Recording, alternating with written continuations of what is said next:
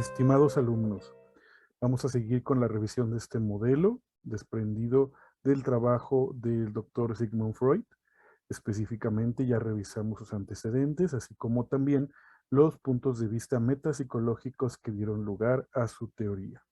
Decíamos que al hablar de la metapsicología de Freud, nos referíamos básicamente a que su postura teórica, sus planteamientos están basados desde un punto de vista especulativo, teórico, no práctico, no lo podemos ver, no lo podemos llevar a un laboratorio ni poder experimentarlo, porque recordemos que su método es el método patológico, es decir, el estudio de casos. Revisamos en la parte anterior que los puntos de vista en los cuales se divide esta teoría permiten comprender mejor qué es lo que Freud quería decir con sus planteamientos. Específicamente revisamos el punto de vista dinámico y el topográfico, que corresponde a la primera tópica de Freud, que básicamente divide la mente en consciente, preconsciente e inconsciente.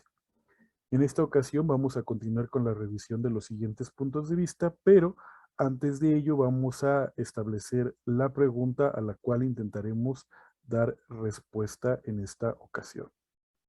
¿Cómo desarrolló Freud su postura teórica desde cada uno de los puntos de vista metapsicológicos? Como ya había señalado, ya revisamos los primeros dos y ahora compete revisar los siguientes puntos de vista, comenzando con el estructural.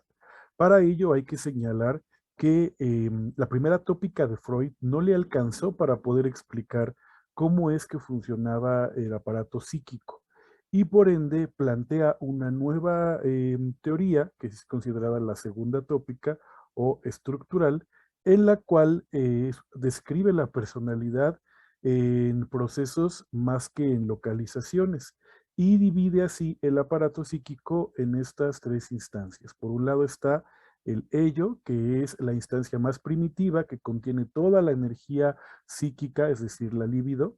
Es amoral, es egoísta, ajá, se rige por el principio del placer y sus contenidos inconscientes están en conflicto con las demás estructuras. Por otro lado, tenemos el yo o el ego, que es el que va a controlar las percepciones y dominar así el habla y la conducta. Es la instancia más evolucionada porque precisamente es producto de este desarrollo evolutivo y se manifiesta a través de la censura y la represión de manera interna y de manera externa mediante los mecanismos de defensa de los cuales hablaremos más adelante. Un punto importante del yo es que se encuentra constantemente angustiado, pues debe ser conciliador y mediar entre el ello y el superyo.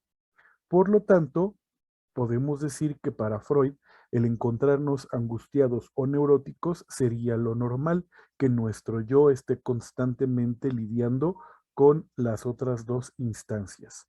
Y por otro lado tenemos el superyo o el superego, que es la instancia que juzga y que critica. Es, digamos, el que incluye todas aquellas exigencias y prohibiciones parentales como un sensor que va a inhibir o aprobar las decisiones del ello. Sus funciones son principalmente la conciencia moral, la autoobservación y la formación de ideales, es decir, aquello que nos gustaría llegar a ser, alcanzar. Sus funciones son bueno, la forma en que se resuelve el conflicto edípico durante la etapa fálica, en la que el varón experimenta un deseo sexual por la madre y hostilidad hacia el padre, y así puede desarrollar un temor a la castración por este último y se identifica con esta figura. Es decir, el super yo viene precisamente de todos aquellos límites y reglas que nos vienen inculcados por parte de nuestros padres, específicamente de nuestro padre, y se forma a partir de esta etapa, la etapa fálica, donde se da el llamado complejo de Edipo. En el caso de las mujeres, Freud proponía el conflicto de Electra, en donde se daba la envidia por el pene y en general había una revolución contra la sexualidad o aferrarse en este caso y al pene y obtener un pene y hacer a un hombre, ¿no? En este caso se daba la homosexualidad en el caso de los hombres.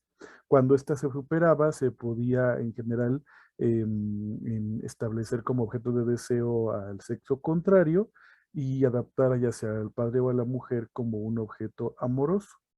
De esta manera, para Freud, las instancias del ello y del superyo se podrían asimilar a un cochero con sus caballos. Ajá.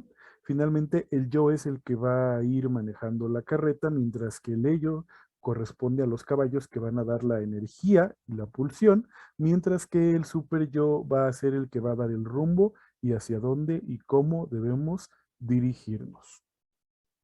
Tenemos después el punto de vista económico, que habla precisamente de que constantemente la energía libidinal se encuentra circulando dentro de nuestro aparato psíquico. Ajá, recuerden que todos estos conceptos no se pueden evaluar, no se pueden ver ni medir. La energía libidinal es un proceso, como bien decíamos, que corresponde a la metapsicología de Freud.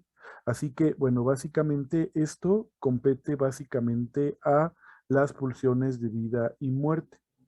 Constantemente nos encontramos fluctuando entre el placer y el displacer, y entre la vida y la muerte justamente, y esto va a excitar al aparato psíquico tanto del mundo exterior como del interior.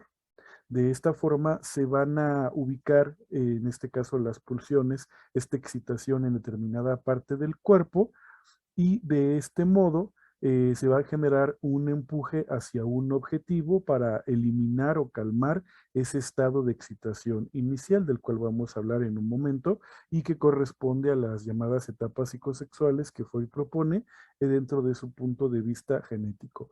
Lo importante es reconocer y entender que básicamente el punto de vista económico nos dice que la energía se encuentra fluyendo, va a estar de alguna manera distribuyéndose, y si se queda estancada en algún área específica, se puede generar ya sea una fijación o una detención, que es un estado más fijo, incluso puede ser más patológico. Es muy importante que la energía se encuentre fluyendo y que no se quede de alguna manera, sí, estancada, ¿no? Freud habla de las pulsiones de vida cuando se refiere al sentido de amor platónico, y las pulsiones de muerte, que son aquellas pulsiones regresivas hacia estados anteriores mediante la agresión y la violencia. Constantemente estamos fluctuando, la energía está fluctuando entre ambas pulsiones. Y tenemos finalmente el punto de vista genético, donde, de acuerdo con Freud, existen edades o épocas de desarrollo que van desde el autoerotismo, el narcisismo, hasta la elección heterosexual, que para Freud es lo normativo. Recordemos que todo lo que no está dentro de esto se considera una perversión. Tenemos pulsiones parciales en aquellos estados pregenitales, de los cuales podemos hablar la etapa oral analfálica. Latencia como tal no la desarrolla mucho, ahorita vamos a ahondar de eso, pero básicamente a lo que se refiere Freud con estas etapas es que nosotros encontramos la satisfacción en alguna área específica de nuestro cuerpo de acuerdo con la etapa en la que nos encontremos. Generalmente, en el caso de los niños, esta satisfacción la van a encontrar los bebés de los 0 a los 18 meses aproximadamente en la boca. Ajá, siempre los niños están llevando las cosas a la boca. Entonces ahí es donde se encuentra la satisfacción, el placer. Recordemos que los seres humanos, para Freud, nos regimos por el principio del placer. Entonces, cuando somos bebés, es ahí donde encontramos la mayor satisfacción. Esta debe avanzar. En caso de no superarse, pues ya habíamos hablado de lo que puede pasar. Cuando no se alcanza la satisfacción suficiente, se da aquello que habíamos mencionado, como esta compulsión a la repetición, la relación con los demás. Existe la oral sádica, que habla de aquellas personas que constantemente están contando chismes, echando su veneno, ¿no? Aquellas personas que les gusta morder, que les gusta destruir, son personas que se quedaron en esta etapa, ¿no? Tenemos también la etapa anal, que va hacia de los 18 meses a los 3 años aproximadamente, donde la satisfacción la encontramos en la retención de las heces, específicamente aquí es cuando se da el control de los esfínteres, y es cuando el niño comienza pues a sentir placer precisamente con esta acción de retener las heces y de apretar los esfínteres. De esta manera, los que se quedan atorados en esta etapa, por ejemplo, pueden ser personas muy limpias o al contrario, personas, por ejemplo, que tienen esta tendencia a manejar el excremento de forma metafórica o literal, gente que constantemente está diciendo groserías, que es muy agresiva, ¿no? Todo el tiempo te está lanzando mierda, como decimos generalmente, pues tiene esta detención en la anal expulsivo, mientras, les cuento un caso de una vecina, por ejemplo, que cada que llegaba alguien frente a su puerta a estacionarse, ella prefería tomar el excremento de su perro y embarrarlo por toda la banqueta con tal de que nadie se estacionara frente a su casa o se sentara en su banqueta. Entonces ahí podríamos hablar, imagínense qué tipo de persona era, agresiva, violenta con los demás, tenía una personalidad muy inmadura relacionada con esto, pero también tenemos la gente que es muy posesiva o más bien que es muy obsesiva, que es muy cuidadosa, detallista, que le gusta la limpieza. Aquí podríamos encontrar una fijación de anal retentiva, donde les cuesta trabajo el hecho de poder soltar, ¿no? Y podemos hablar entonces de personas que se estriñen, ¿no? Que generalmente tienen problemas en cuanto al estómago, por ejemplo, y entonces ahí podemos encontrar esta fijación. Y finalmente tenemos también la etapa fálica, donde pues se encuentra la satisfacción en el autoerotismo, específicamente en el hecho de estarse, los niños en esta etapa comienzan a autoexplorarse. En esta etapa también es importante considerar pues que se da el complejo de Edipo del cual ya hablamos y en el caso de las niñas el complejo de Electra de lo cual muchas mujeres posteriores a Freud no estaban muy de acuerdo porque decían que en realidad no tenía nada que ver con ellas. Pero en esta etapa es cuando el niño elige su objeto de deseo, donde se dice que, bueno, está enamorado del papá o de la mamá, el papá tiene que, en el caso del niño, hacerle ver que pues esta esposa es de él y que él tiene que buscarse una seguramente muy parecida a ella, pero pues qué es lo que lo va a satisfacer y ahí es donde se resuelve esta etapa. Aquí es donde el padre inculca los límites morales, lo que es lo correcto, etcétera. También viene la etapa de latencia, donde básicamente se dice que el niño no encuentra satisfacción específicamente en algún área, sino que más bien la va a encontrar en los estudios, en la escuela. Aquí es donde los niños y las niñas se dividen, se caen gordos durante el tiempo de la primaria. Sin embargo, cuando esto pasa, llegamos a la etapa genital, que es lo normal, lo esperable, donde la satisfacción se ubica específicamente en el área genital, pero ya con la plena claridad y con la madurez como para poder definir y tener una elección completa sin tener algún tipo de detención o algún tipo de fijación de las que ya hablamos anteriormente. Lo esperado es que hagamos una progresión, sin embargo, también se puede llegar a dar una regresión en determinados eventos. Por ejemplo, cuando ante una situación llegamos a mojar la cama, ante mucho estrés o a chuparnos el dedo, este tipo de acciones, pues hablan precisamente de una regresión a etapas previas donde nos daba lo que nos daba seguridad, ¿no? Y pues básicamente estos son los planteamientos del punto de vista genético de Freud.